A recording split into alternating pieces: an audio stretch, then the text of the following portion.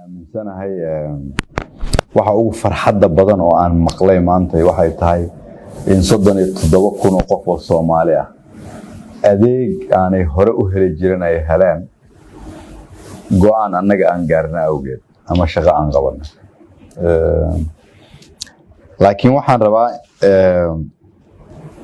in aan aqbalno in 37,000 ka badan aan adeeg siin kari lahayn haddii aan shaqada aan qabanay aan dejin lahayn maaha isbitaalka ka shaqeeya laakiin annaga haddii hay'adaha amnigu ay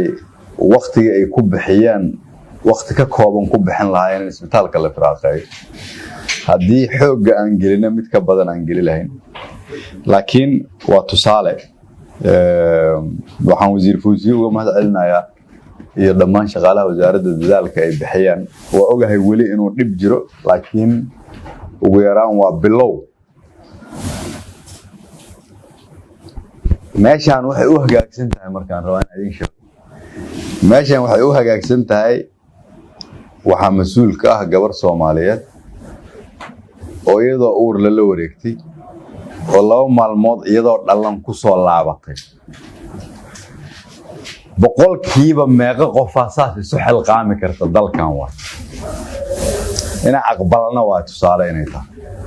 meeshaan waxaan aaminsanahay markay inay bilow tahay dawladdu inay qorshe leedahay adeegyo caafimaad ka shaqeynayso